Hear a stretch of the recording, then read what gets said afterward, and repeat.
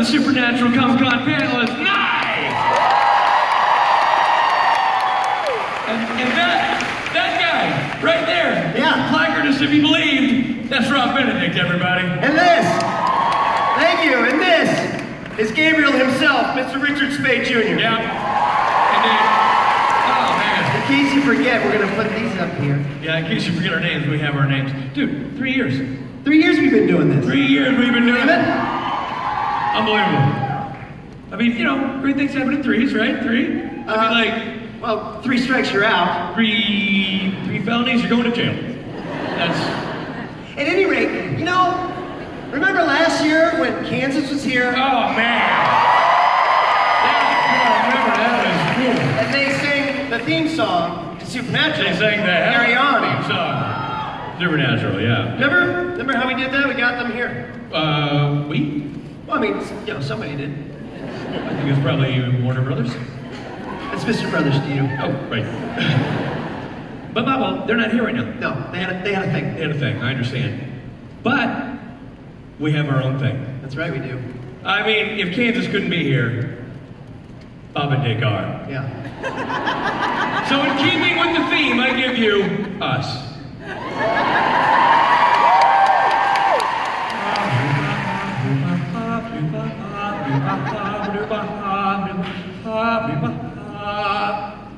Close my eyes.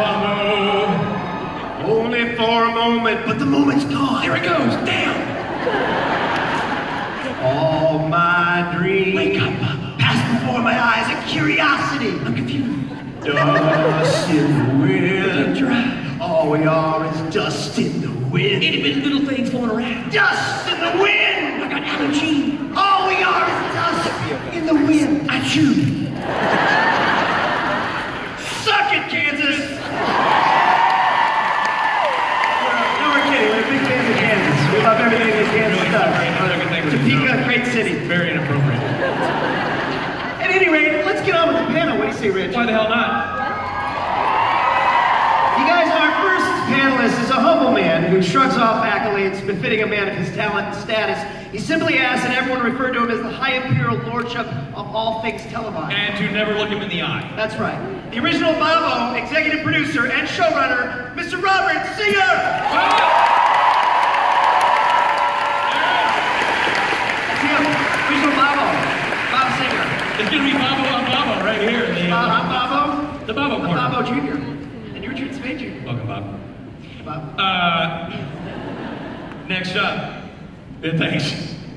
Here's a little interesting tidbit for those following along at home. If our next panelist were to be a hobbyist street dancer, we could say that Dab dabbles in dabbling.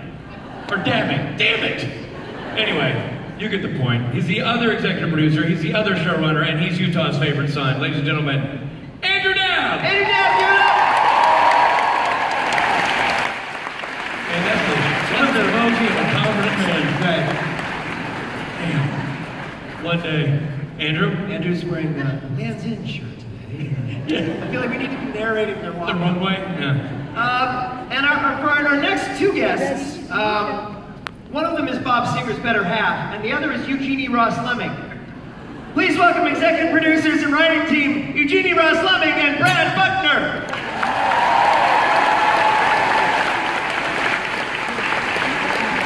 Hey there. She's so adorable. There they are. Joining us for the first time. I know. First timers, Brad Eugenie.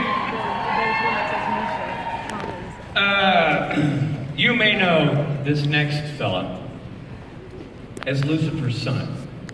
We simply call him Big Al Cal. It's Alex Calvert, everybody.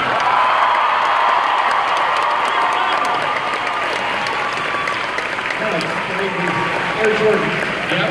Looking good, looking fashionable. Hello, Al. Welcome. Good, Al. You're going to sit the one that says Alex Calvert. Go with the one that has your name on it. That's you. That's your stage name. Yeah. He was looking for Al Cal. Yeah, he was looking for Al Cal. If it ever starts to rain, cozy up next to this next guy. He's got a trench coat with your name on it. I know what I'm talking about. He's costumed like a pervert because he is one. Ladies and gentlemen, Misha Collins.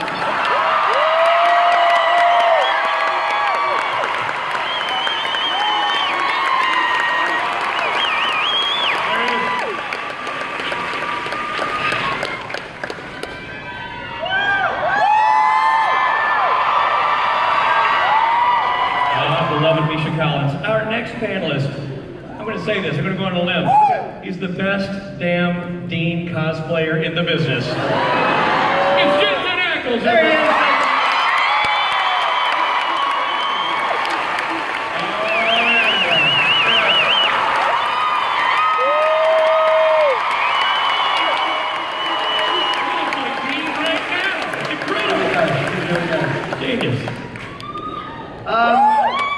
Our final. I know, isn't he dreaming? Our final guest's name rhymes with barehead. Wait a second, which is also what he says when he's about to grab his wig. Ladies and gentlemen, Mr. Jared Padalecki.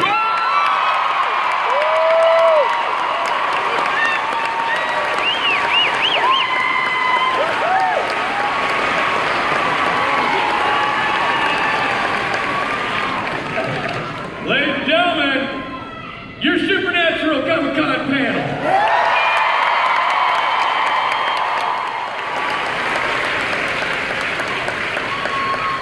Well, we've got questions. We do. Gentlemen, ladies, welcome. I'm going to start with you, Mr. Ackles.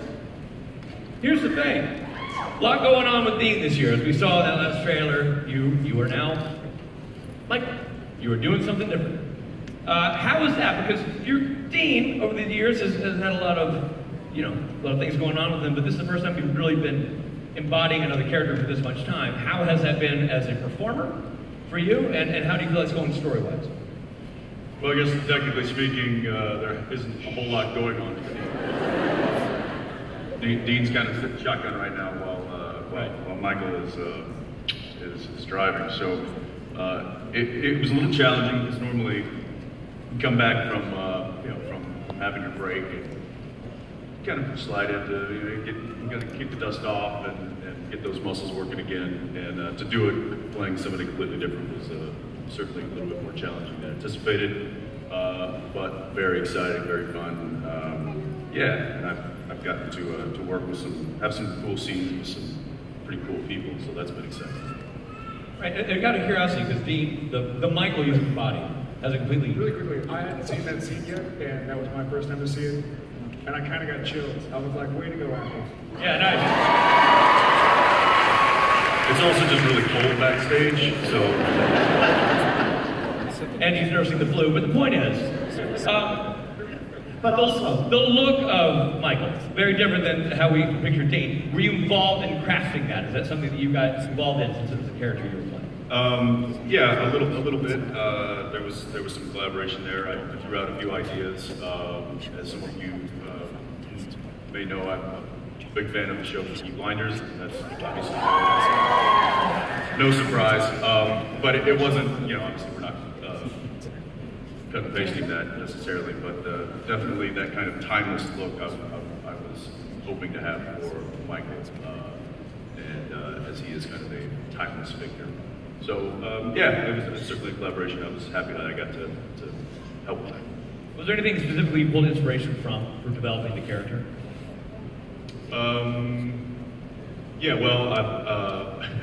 So I was paying attention, knowing what where the story was going. I tried to pay attention to what Christian was doing with Michael last year, who I think did an exceptional job,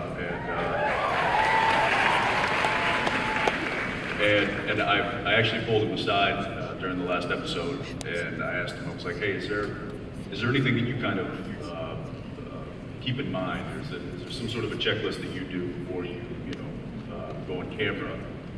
Maybe a little tidbit that I can help use that I can keep that continuity in the Michael that I'm playing. And he said, yeah, let me show you. I do this. And he gets, and he's got that long coat. He just doesn't.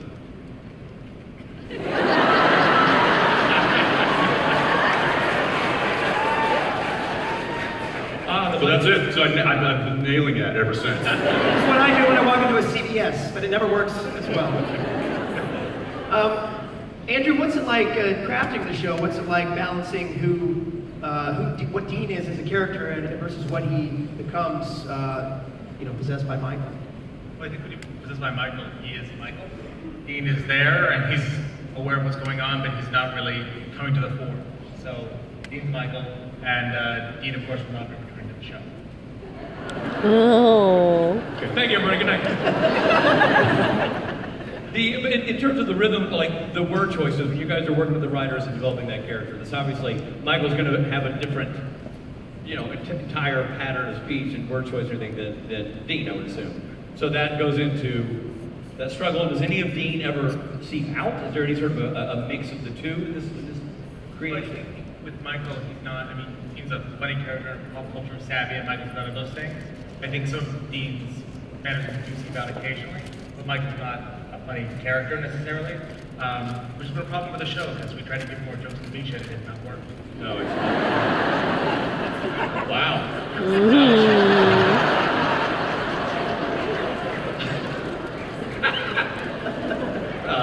That's why we watch the show. They're like family, everybody. Biggest thing. It's the sitcom spin-off, Andrew and Misha. All right, Jared, we have a question for you, Mr. Padalecki. So we know at least... thank you so much. We know where Dean is starting. Thanks, Mom. What's going to be your role with the Apocalypse Hunters? Are you like a pledge in their frat? Getting involved? But how is Sam dealing with Dean's dilemma? I think, thank you for the question. I feel like Sam this year has kind of taken, at least in the beginning, has taken on more of a leadership role. His brother's not around, and so he's sort of distracted. He hasn't shaved in a little bit. So freaking hot! Thanks. See Bob, see Andrew. No, so I feel like he's kind of all of these people who he's never met but have been through crazy wars of their own are now sort of under his watchful eye in the bunker. We saw them all get there last year. And so Sam, without Dean for however long, sort of needs to take the cues and the lessons he's learned from Dean and try and sort of pass them on to all the Apocalypse World Hunters who are all kind of living under this one crazy roof. It's like the new Brady Bunch. That's what we're going for. So, yeah, it's a fun new part of Sam. Awesome. Scooby-Doo last season, Brady Bunch this season. I know. So, Misha, to you. You should call him.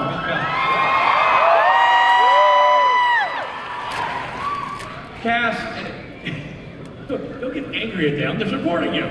Jeez, you with the glancing.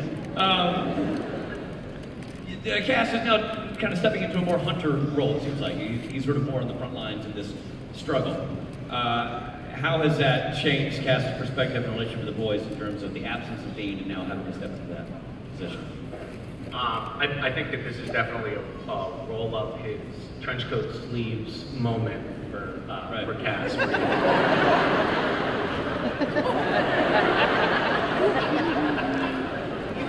Even Al is like, I don't think. Sorry, me too. Sorry. And he's also taking Jack under his wing a little bit because Jack is struggling with some of the same things that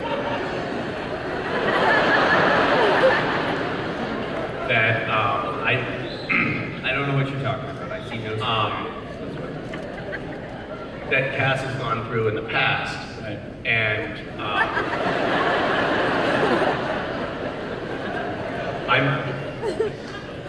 Can I ask you guys a question? Sorry, is that all right? Have at it. Yeah. So you cast Alex on the show, and Alex looks exactly like me.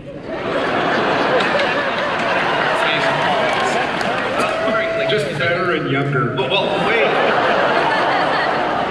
No, it's actually like it feels like a whole generation now has lapsed on the show, and Alex to date won't submit to a paternity test. I keep trying to get a DNA sample from him. Keeps asking for the 23andMe, and I'm like, no, not today, sir. But are we at some point going to find out that like really Cass was the dad or something like that? That'd be awkward. Spoiler alert. I don't think there's like anything away. Okay, they look exactly alike. That is the nicest thing you've ever said to Alexander. No, they look, you guys look related. It's creepy. There's a thing there. There's a through line. Wait till I start wearing a trench coat. That would be like the confirmation, I think. Can you talk in a really boring voice? Wait till I wear a trench coat. Well, now we brought up Alex. We've loved him, Alex. Alex, first of all, welcome to your first Comic-Con panel.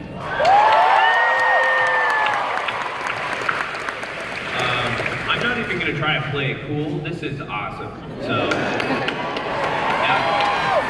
Thanks, guys.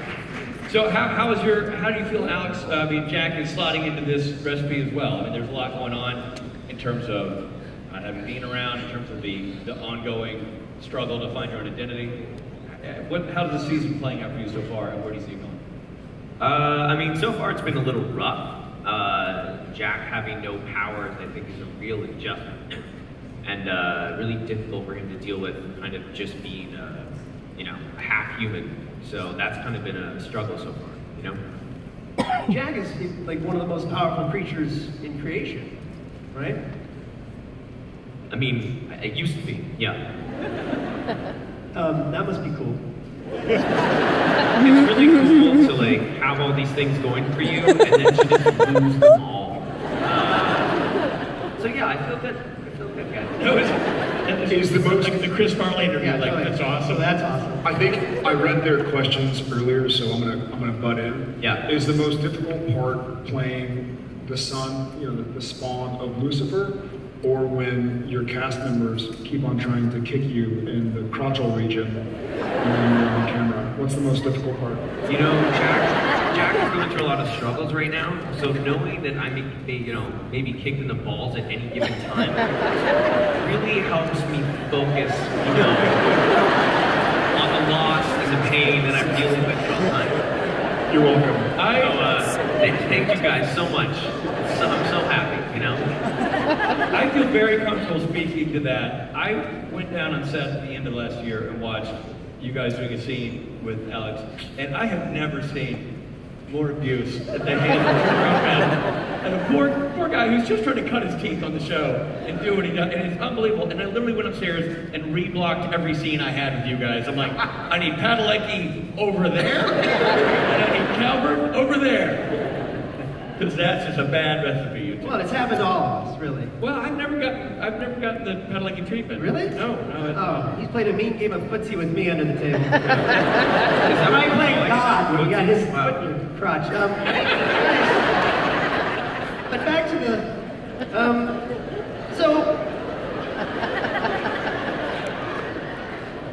so really this is a question for the writers, Eugenie and Brad, Bob and Andrew.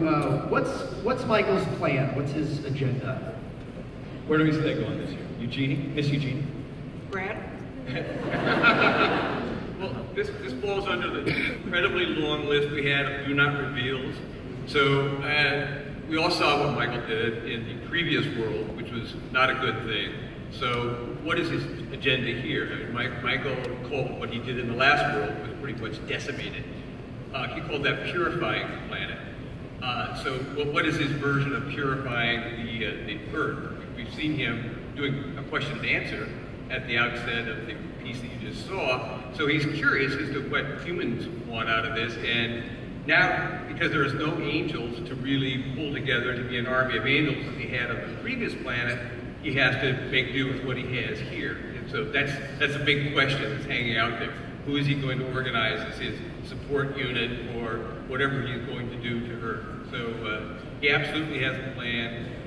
It's going to begin to unfold. We're going to see him doing the recruitment of whoever he has to recruit to be on Team Michael. And so that's going to unfold very quickly in the first few episodes. Cool. He's got to be pretty stoked to look like Jensen, though. That's got to be pretty cool. Hey, buddy. So, bro. How's it going? It's going good. Good. You know, I was just thinking about when we were talking about Alex being one of the most powerful creatures or things on the show, and now he's not. You know, generally, we get rid of those kind of omnipotent characters, and they don't really come back. And so I think it was a really nice way for the writers to find a way for Alex to stay on the show. I think it just speaks volumes to his performance, to Alex and the skills that he possesses. Anyway, just food for thought. His youth, you know, his sort of vibrant manner, I mean, his raw talent, obviously, things that would make the writers. I mean, don't get the wrong idea. He's still going to kick you in the balls, but he clearly held Alex as an individual, as a person, as an actor, as a performer. Clearly holds some sort of powers where the writers cared about him enough to take away his proverbial powers. I agree with you, Justin. Yeah, those are all great points. Really good points. Solid arguments to be made. Anyway, you know, it's rare I actually even get in front of the writers. I can ask them that question, but we'll move on because we've got things to talk about. But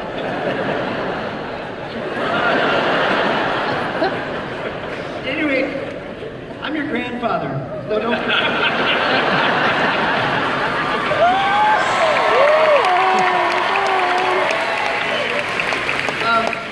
Misha and Al, we hear that you guys might be bonding more this season. There might be more things between your two characters. How do you feel? That's got to be exciting, especially that you look like his creepy uncle. Have you heard about looks like that? everybody's creepy uncle. So you know, it's funny, every year I feel like I get up on this panel and just sustain abuse. Kind of nice. Reminds me of Seth. No, I'm just kidding. It doesn't feel like abuse. It feels like love. Is it? Is it? Yeah, I mean, I think we sort of touched on this already, but I'm excited about it. Are you excited about it, Alex? No. Working with Misha Collins is almost as bad as working with Jared Johnson. It's all hard. Yeah, it learns fast. Since you said my name, I'm just gonna, one thing. Can I get a couple of volunteers from the audience here? Nobody? Really nobody? I just have some voter registration cards, and if a handful of people could just walk around and pass them out to anybody that has their hands raised, and anybody can register to vote if you're going to be 18 by November. You can also, even if you're not sure if you're registered, you can just take one of these forms as just in case. And if you don't live in California, you can go to vote.gov to register wherever you live.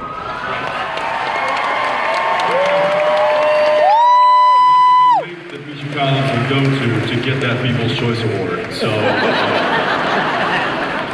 All right, he needs 4 people. This will go great, I'm sure. What could possibly go wrong in this scenario? Wow. While that's happening, Alex, I'm going to ask you a question. Your relationship with Sam and Dean last year was they were very much paternal figures to you as you sort of came into the world. Misha seems to, and Castiel seems to be falling into that role a little bit as the season begins here, especially in the absence of Dean. So where do you see your relationship going with Sam and Dean now? How does the cast parental role change your relationship with Sam and eventually Dean? Well, what's really cool about this show is that, you know, I guess kind of like Scooby-Doo is you can break up the relationships and you guys can kind of like have different people go on a journey. So, you know, investigate this part of the, you know, the mansion. I don't know. But for me and Cass, it's very cool that we get to have this kind of sustained celestial bond. Right.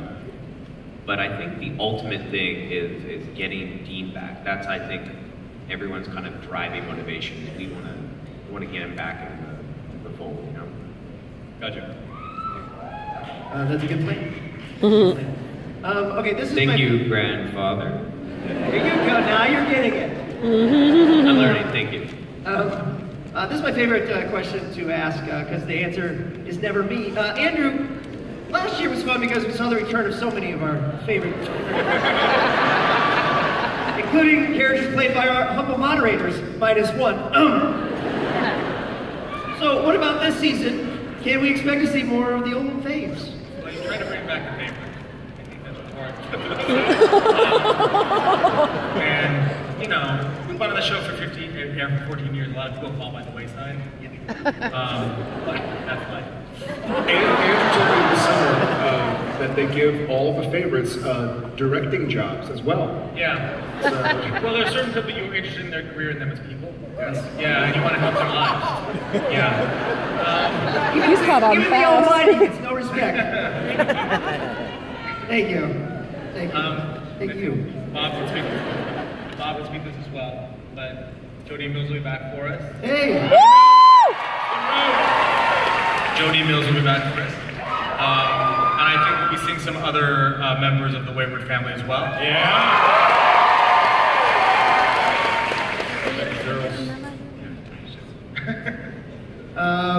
Anybody else? You can't say who else might. I think we'll see Rowena will be back for us. There you go.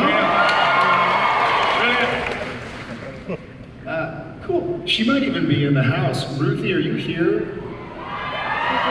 Ladies and gentlemen, Here's Ruth Connell. the one and only. Rowena herself. Brilliant job. Well done. Are there any plans to bring back Ruby? Also in the house somewhere. Also in the house. Where is my wife? Genevieve Padalecki. Back there. All right, well, that's congratulations. Last season was another great season. It's unbelievable. Speaking from the heart here, to watch the show, to watch all my friends on the show, and to see everyone giving 100% in season 13 last year, amazing. And now 14. This year, you're going to hit 300 episodes. Can you tease anything, any big plans for episode 13, which will be the 300th? Bob? I can't give that information. Damn it. Andrew has a plan. He hasn't let me in on it. As far as I know, he hasn't let anybody in on it. I'm directing it. That's exciting. Okay, there you go. I'd like to know what I'm directing, but Andrew won't tell me. This is a request from Jensen, not me, but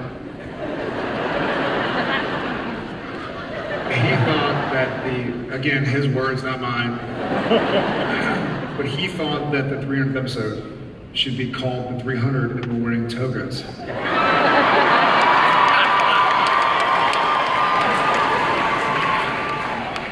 Clip show. I said clip show.